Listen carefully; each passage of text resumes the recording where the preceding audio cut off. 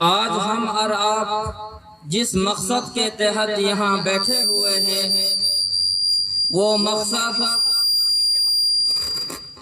اصلاح معاشرہ اور مسجد کی تعمیر کے سلسلے میں ہے۔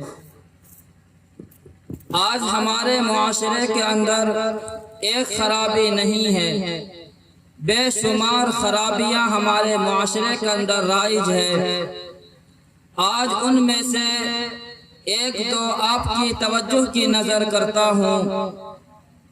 آج جہاں بھی آپ چلے جائیں، جس جگہ بھی آپ پہنچ جائیے، آج شکوہ اور شکایت یہ ہے ہمارا گاؤں اچھا نہیں ہے، ہمارا معاشرہ اچھا نہیں ہے، ہمارا سماج اچھا نہیں ہے۔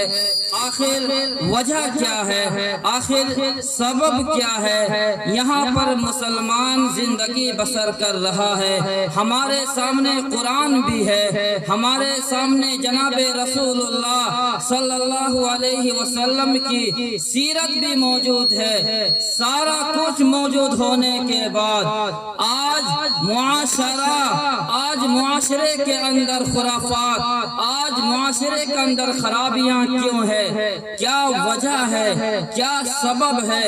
کیا اسباب ہے کہ جس کی وجہ سے لوگ پریشان حال ہے؟ آج پوری امت مسلمہ یہ گلہ کر رہے ہیں، ہمارا نوجوان ہماری بات ماننے کے لیے تیار نہیں ہے، ہمارے والدین ہمارا حق ادا نہیں کرتا ہے۔ آج نوجوان شرابی بن گیا ہے، آج نوجوان زناکاری میں ملوث ہے۔ ارے کیا ہوا ہے؟ آج اگر نوجوان اپنی زندگی کو سدھار لے، اگر آج نوجوان اپنی زندگی کو جناب رسول اللہ کی سیرت پر لے آئے تو پھر وہی انقلاب آئے گا جو محمد بن قاسم کے زمانے میں انقلاب آیا تھا۔ نوجوان کی وجہ سے کامیابی ہے۔ اگر معاشرے کا نوجوان اگر بہترین راستے پر چلے گا تو پورا گاؤں بہترین راستے پر چلے گا۔ اگر نوجوان گناہ گاری میں ملوث ہوگا پھر یہ پورا گاؤں، پورا سماج یہ گناہ گاری میں اس کے نقالی کرے گا۔ جناب رسول اللہ صلی اللہ علیہ وسلم نے ارشاد فرمایا ہے کہ جس انسان کے اندر چار چیزیں موجود ہو اسے کوئی غم کرنے کی ضرورت نہیں ہے، اسے ٹینشن لینے کی ضرورت نہیں ہے۔ جس انسان کے اندر چار خصلتیں موجود ہو، چار صفات موجود ہو، اسے دنیا کی چیزوں پر کوئی غم نہیں کرنا چاہیے۔ پہلی چیز سرور دو عالم جناب رسول اللہ صلی اللہ علیہ وسلم نے ارشاد فرمایا حفظ امانت، امانت کی حفاظت کرنا، امانت کے خیال کرنا۔ جس انسان کے اندر یہ چیز موجود ہو، یہ صفت جس انسان کے اندر موجود ہو، سرور دو عالم جناب رسول اللہ صلی اللہ علیہ وسلم ارشاد فرما رہے ہیں اسے دنیا کی کوئی دولت نہ بھی ملے تو اسے پریشان ہونے کی ضرورت نہیں ہے۔ امانت کی حفاظت کیا ہے؟ امانت کی حفاظت یہ ہے، ہم اور آپ سمجھتے یہ ہے کہ امانت صرف پیسے کی ہوتی ہے۔ ہم نے کسی کے پاس پیسہ رکھا، روپیہ رکھا اور ہم نے اسے یہ کہا کہ فلاں وقت مجھے یہ پیسہ چاہیے، اس انسان نے آپ کو پیسہ لوٹا دیا تو آپ یہ سمجھ رہے ہیں ہم امانت دار ہیں، ہم امین ہیں۔ صرف یہ امانت داری نہیں ہے، امانت داری یہ بھی ہے کہ ایک انسان نے آپ کو کوئی بات کہا ہے کہ یہ بات آپ کسی سے شیئر نہیں کرنا، یہ بات کسی کو مت بتانا، آپ نے وہ بات کسی اور سے نقل کر دیا ہے، آپ یہ امانت کے اندر خیانت کرنا ہے۔ آپ کسی جگہ ملازمت کر رہے ہیں، آپ کو وہاں پر جو 8 گھنٹے کی ڈیوٹی ملی ہے، آپ 8 گھنٹہ کام نہیں کر رہے ہیں بلکہ آپ 4 گھنٹہ کام کر رہے ہیں، یہ امانت کے اندر خیانت کرنا ہے۔ ایک انسان ٹیلی فون میں بات کر رہا ہے اور وہ یہ چاہ رہا ہے میری بات کوئی اور نہ سنے، لیکن آپ اس کی باتوں کو سن کر کے کسی اور کے حوالے کر رہے ہیں، یہ امانت میں خیانت کرنا ہے۔ ایک آدمی نے آپ کو زمین امانت میں دی ہے، آپ اس زمین کو کسی اور کو بیچ دیا ہے، یہ امانت میں خیانت کرنا ہے۔ ایک دوسری حدیث میں جناب رسول اللہ صلی اللہ علیہ وسلم نے ارشاد فرمایا کہ امانت کے اندر خیانت کرنا یہ منافقت کی علامت ہے، یہ نفاق کی علامت ہے۔ ایک مسلمان کے لیے یہ شان نہیں ہے، اسے زیبا نہیں دیتا ہے کہ مسلمان ہو، اللہ کے نبی پر اس کا ایمان ہو، قرآن پر اس کا ایمان ہو، توحید پر اس کا ایمان ہو، رسالت پر اس کا ایمان ہو، پھر اس کے اندر منافقت کی علامت پائی جائے، ایسا مسلمان کی ضرورت نہیں ہے۔ اگر مسلمان ہونا ہے تو پکا سچا مسلمان ہونے کی ضرورت ہے۔ امانت داری یہ اس قدر اہمیت کے حامل ہے، ابھی اللہ کے نبی علیہ السلام کو نبوت نہیں ملی ہے، نبوت ملنے سے پہلے آپ کے پاس کفار مکہ، مشرکین مکہ آپ کے پاس پیسہ رکھا کرتا تھا، آپ کے پاس روپیہ رکھا کرتا تھا، وہ آپ کو مانتا نہیں تھا، لیکن یہ بات ضرور مانتا تھا کہ یہ انسان امین ہے، یہ انسان صادق ہے۔ جب اللہ کے نبی علیہ السلام نے ہجرت کی ہے، مکہ سے مدینہ کی طرف روانہ ہوئے ہیں اور ہجرت کی ہیں، کون سا ہجرت؟ اس ہجرت کے جس ہجرت کے پیچھے ہے اگر آمینہ کا لال کا سر کا قیمت لگائی گئی ہے، اگر جو انسان آمینہ کے لال کا سر کا مجھے پتہ بتا دے وہ انسان گیا کہاں ہے، میں اسے 100 اونٹ دینے کے لیے تیار ہوں۔ اس نبی کے سر کی قیمت لگتا ہے جو نبی اس امت کے لیے روتا تھا، نہ وہ دن دیکھے ہیں، نہ وہ رات، نہ وہ گرمی کے ایام دیکھے ہیں، نہ وہ سردی کے ایام دیکھے ہیں، نہ وہ یہ دیکھا ہے یہ رات لمبی ہے، یہ دن چھوٹا ہے، کچھ بھی نہیں دیکھا ہے، اپنی امت کے لیے روتا تھا۔ اس نبی کے سر کی قیمت لگایا جا رہا ہے جب اللہ کے نبی کے ساتھ چنانچہ سیدنا ابو بکر صدیق رضی اللہ تعالی عنہ ساتھ میں سفر کر رہے ہیں، ہجرت کا سفر ہے، اللہ کے نبی کے پاس گیروں کی امانت رکھی ہوئی ہے، جناب حضرت رضی اللہ تعالی عنہ کو بستر پر سلایا ہے اور آپ نے فرمایا میں جا رہا ہوں، مجھے رب نے ہجرت کے لیے حکم دیا ہے، یہ امانت گیروں کا ہے، اسے واپس کر کے پھر تم میرے پیچھے آنا۔ یہ امانت کے اندر کس قدر اہمیت کی حامل ہے اس کا اندازہ ہم اور آپ لگا سکتے ہیں۔ آج اسی امانت کے اندر خیانت ہو رہی ہے، اور صرف امانت یہی نہیں ہے، رب نے آپ کو آنکھیں دی ہے، یہ اللہ کی نعمت ہے، یہ اللہ کی امانت ہے۔ اللہ نے یہ اعلان کیا اپنی آنکھیں سے کسی غیر محرم کی طرف دیکھنا نہیں، کسی غیر چیز کی طرف دیکھنا نہیں، لیکن اگر ہم دیکھ رہے ہیں یہ امانت میں خیانت کرنا ہے۔ آج معاشرہ کہاں چلا گیا ہے، نہ آنکھوں کے اندر حیا رہی ہے، آنکھ بھی گندی ہو گئی ہے، زبان بھی گندی ہو گئی ہے، ہاتھ گندے ہو گئے ہیں، پاؤں گندے ہو گئے ہیں، آج کوئی جسم ہمارا صحیح سالم نہیں ہے، یہ امانت کے اندر خیانت ہے۔ رب نے ہمارا جسم دیا ہے، رب نے ہمیں وجود دیا ہے، رب نے ہمیں زندگی دی ہے، یہ بھی امانت ہے، یہ بھی اگر ہم اللہ کے بتائے ہوئے طریقوں پر نہیں چلیں گے اور اللہ کے نبی کے بتائے ہوئے طریقے پر نہیں چلیں گے، یہ امانت کے اندر خیانت کرنا ہے۔ آج لوگ سمجھ لے اور اس بات کا جائزہ لے لے، ہم صبح سے لے کر شام تک کتنے امانت کے اندر خیانت کر رہے ہیں۔ اور دوسری तीसरी चीज जो अल्लाह के नबी अलैहिस्सलातु वस्सलाम इरशाद फरमा रहे हैं वो है सिद्क़ हदीसिन, बात की सच्चाई।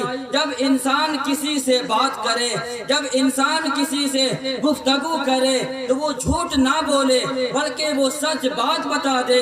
सिर्फ हम ये समझते हैं कि सिर्फ झूठ ये है कि हम किसी से अपने बात को छुपा करके पेश करें। सिर्फ झूठ ये नहीं है, आपने किसी से कोई बात सुनी है और जिस अंदाज से आपने वो बात सुनी है आपने उसी अंदाज से लोगों को नहीं बता रहे हैं बल्कि आप उसके अंदर बढ़ा चढ़ा करके बता रहे हैं। ये भी झूठ की एक किस्म है।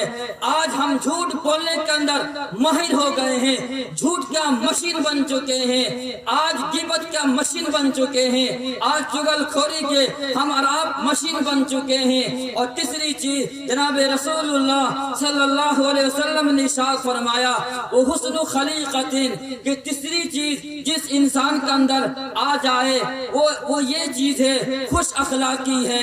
आपका अखलाक अच्छा होना चाहिए, आपका किरदार अच्छा होना चाहिए, आपका कैरेक्टर अच्छा होना चाहिए।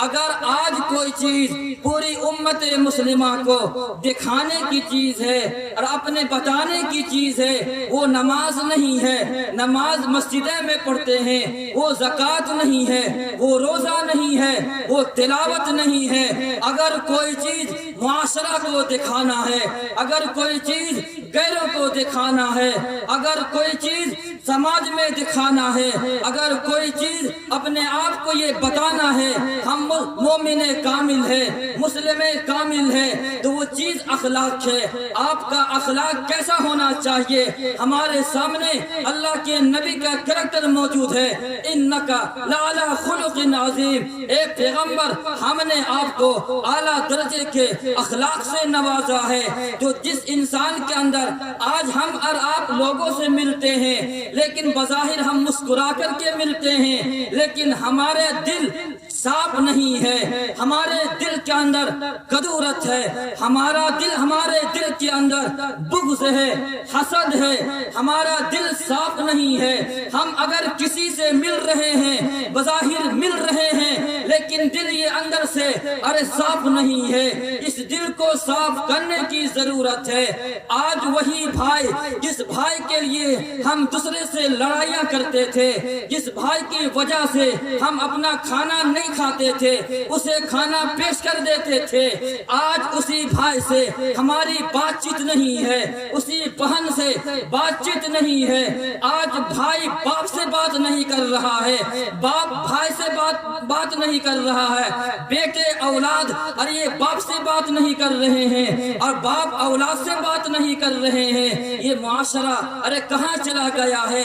वो हुस्न खलीक़तिन, अपने अंदर हुस्न अखलाक को अपनाने की जरूरत है। और चौथी चीज अल्लाह के नबी अलैहिस्सलातु वस्सलाम ने इरशाद फरमाया वो ये है कि वो इफ़्फ़तुन फी तौमतिन, आप जो खाना खा रहे हैं वो खाना पाकीज़ा होना चाहिए, वो खाना हलाल होना चाहिए। इसलिए कि अगर हलाल खाएंगे हमारे अंदर नूर पैदा होगा, अगर हलाल कारोबार होगा हमारा दिल मस्जिद में लगेगा, अगर हमारा खाना अच्छा होगा दीन की बात सुनने के लिए हम शौक से आएंगे, अगर खाना हलाल होगा तो हमें यहाँ बैठना ये गिरा नहीं गुजरेगा, अगर खाना हलाल होगा बड़ों का अदब करेंगे, अगर खाना हलाल होगा छोटों पर शफकत करेंगे, अगर हलाल खाना होगा तो दीन की बात सुनने के लिए आएंगे। ये चार सिफतें हैं जिस इंसान के अंदर मौजूद हो।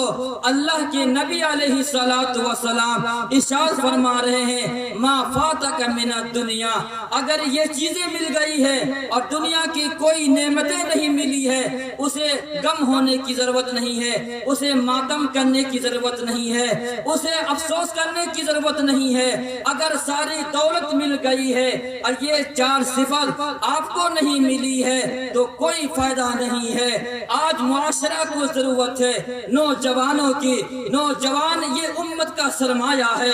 یہ نوجوانوں کے ذریعے سے انقلاب برپا ہوا ہے۔ حضرت عمر بن خطاب رضی اللہ تعالی عنہ نے اسلام لایا ہے۔ اسلام لانے کے بعد واقعہ لمبا ہے، مختصراً عرض یہ ہے، اسلام لانے کے بعد اللہ کے نبی کے پاس آتے ہیں، اللہ کے نبی چھپ کر کے عبادت کرتے ہیں، کمرہ بند کر کے عبادت کرتے ہیں۔ یا اللہ، اے اللہ کے نبی، یہ کیا ہو رہا ہے؟ اے عمر، نماز پڑھ رہا ہوں۔ فرمایا آج کے بعد نمازیں کھلم کھلا پڑھی جائے گی۔ آج اذان مسجد کے صحن میں ارے تمام لوگوں کو بھرے محفل میں اذان دی جائے گی۔ وہ عمر بن خطاب تھے جو نوجوان تھے، نوجوانوں کے ذریعے سے انقلاب آیا ہے۔ آج بھی ضرورت یہ ہے، عہد کرے، پختہ ارادہ کرے کہ اپنی زندگی کو جو اللہ نے دی ہے اس کو غنیمت سمجھ کر کے اور اللہ کے نبی کی سیرت کو سامنے رکھ کر کے اسی کے مطابق زندگی بسر کریں گے۔ دوسرا موضوع یہ ہے، مسجد کی تعمیر کے سلسلے میں ہے۔ اللہ کے نبی علیہ الصلوۃ والسلام جب آپ مکہ سے آپ ہجرت فرمائے ہیں مدینہ کی طرف، تو سب سے پہلی چیز جو آپ کو فکر تھی، سب سے پہلی چیز جو آپ کو فکر لاحق ہوئی ہے، وہ مسجد کی تعمیر تھی۔ آپ نے مسجد نبوی کی آپ تعمیر کیے ہیں اور یہ امت کو بتایا ہے اگر مسجد اگر ہے تو یہ ایک مضبوط قلعہ آپ کو مل گیا ہے۔ اگر آپ کے گاؤں میں مسجد ہے، یہ مسلمانوں کا بہترین ٹھکانہ ہے۔ اگر مسجد آپ کے گاؤں میں ہے تو گویا کہ یہ اسلام کا مرکز آپ کے یہاں ہے۔ اگر مسجد آپ کے یہاں ہے، قرآن و حدیث کا مرکز آپ کے یہاں ہے۔ مسجد کے ذریعے سے علم پھیلتا ہے، مسجد کے ذریعے سے علم کی روشنی پھیلتی ہے، مسجد کے ذریعے سے اخلاق پھیلتا ہے، مسجد کے ذریعے سے قرآن کی تعلیمات کو پھیلایا جاتا ہے، مسجد کے ذریعے سے تمام مصیبت زدہ کی مصیبتوں کو دور کیا جاتا ہے، مسجد کے ذریعے سے امن کا پیغام دیا جاتا ہے، مسجد کے ذریعے سے محبت کا پیغام دیا جاتا ہے، مسجد کے ذریعے سے آپس میں اتحاد کا پیغام دیا جاتا ہے، مسجد سے تمام بھائی چارگی کا درس دیا جاتا ہے۔ اس مسجد ہماری اپنی ذمہ داری ہے۔ مسجد کے اندر اگر کسی طریقے سے ضرورت ہو تو بڑھ چڑھ کر کے تعاون کرنے کی ہمیں اور آپ کو ضرورت ہے۔ اس سلسلے میں پیچھے ہٹنے کی ضرورت نہیں ہے۔ اگر ضرورت پڑے گی مال پیش کرنے کی، ہم تو اللہ کے نبی کی امتی ہے۔ اللہ کے نبی نے غزوہ تبوک کے موقع پر اعلان کیا تھا، مجھے ضرورت ہے چندے کی۔ چنانچہ حضرت ابو بکر صدیق نے گھر کا سارا سامان لا کر کے پیغمبر کے قدموں میں نچھاور کر دیا۔ پیغمبر نے پوچھا، ابو بکر گھر میں کیا چھوڑ کر آئے ہو؟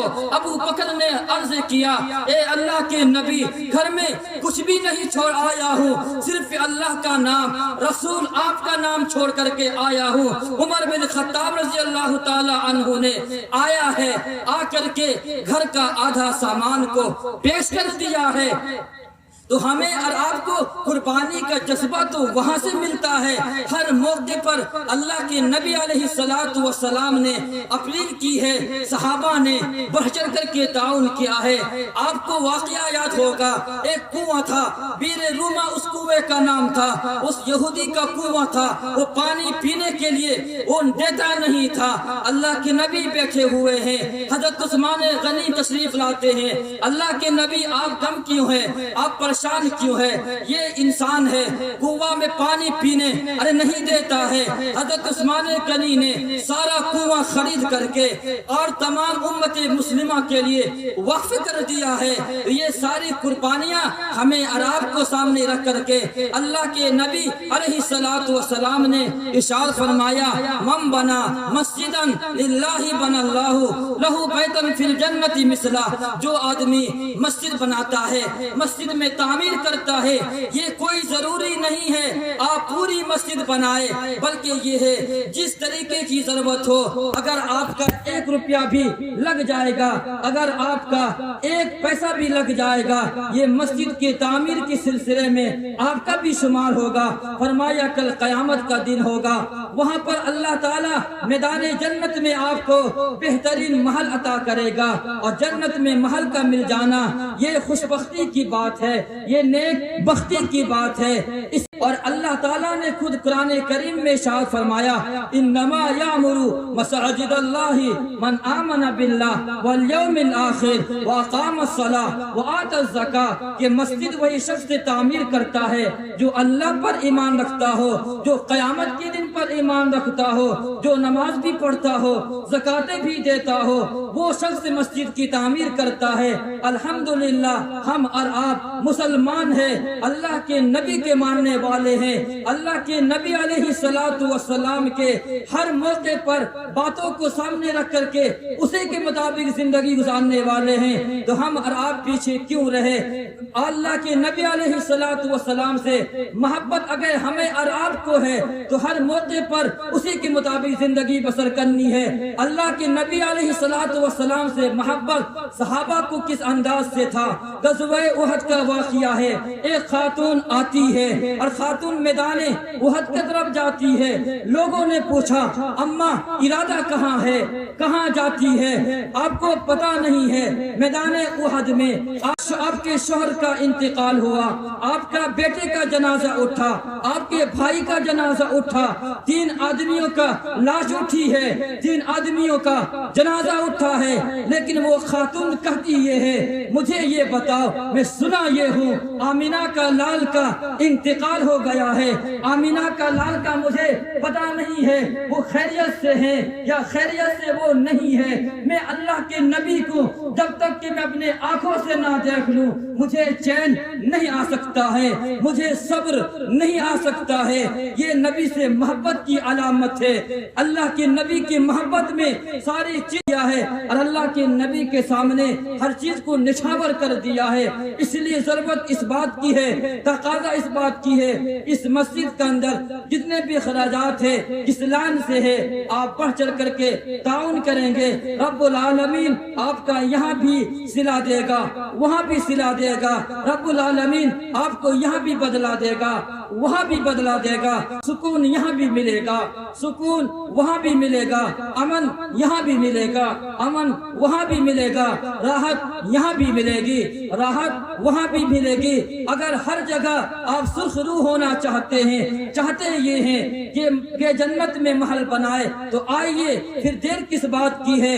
اللہ نے آپ کو جس حیثیت سے نوازا ہے، جو بھی دیا ہے، جس انداز سے دیا ہے، جتنا بھی دیا ہے، چھوٹا ہے، بڑی رقم ہے، چھوٹی رقم ہے، جو بھی ہے رب نے آپ کو دیا ہے۔ من ذا الذی یقرض اللہ قرضا حسنا، کون ہے جو اللہ کو قرض حسنا دے؟ اللہ رب العالمین کو تو چندے کی ضرورت نہیں ہے، قرض کی ضرورت نہیں ہے۔ علماء نے کہا یہ ہے، اس کی تعویل یہ ہے، اس کا جواب یہ ہے، کون ہے جو اللہ کے راستے میں خرچ کرتا ہے؟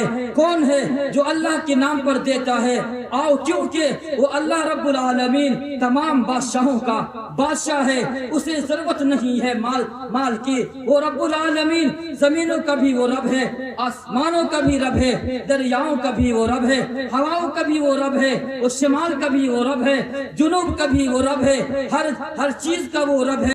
اللہ رب العالمین تو تمام چیزوں کو جانتا ہے، اس سے کوئی چیز باہر نہیں ہے، نہیں ہے، تھکاوٹ نہیں آتی ہے، اسے نیند نہیں آتی ہے، وہ تمام چیزوں سے پاک ہے، تمام چیزوں سے منزہ ہے۔ وہ کہتا یہ ہے کہ کل قیامت کا دن ہوگا، آئے گا، لوگ دیکھیں گے اپنے نام اعمال کے اندر کہ کتنی نیکیاں ہیں، کتنی برائیاں ہیں، کتنے نیک اعمال کیے ہیں، کتنی برائیاں کی ہے، وہاں آپ کا یہی چندہ، یہی پیسہ آپ کا کام آئے گا۔ اس لیے اللہ رب العالمین نے آپ کو جس حیثیت سے نوازا ہے، آپ اٹھیے، آئیے اور اپنے نام سے، اپنے گھر والوں کے نام سے، عزیز و قارب کے نام سے، جس کے نام سے چاہتے ہیں آپ مسجد میں تعاون کریں، انشاءاللہ آپ کا حشر اچھا اور عمدہ ہوگا۔ آپ آئیے تو ذرا صحیح ایک مرتبہ اللہ کے گھر میں دے کر کے دیکھیے اللہ کے گھر میں دینے کا مزہ کیا ہے، اللہ کے گھر میں دینے کا لطف کیا ہے، اللہ کے گھر میں دینے کا ارے ایک الگ ہی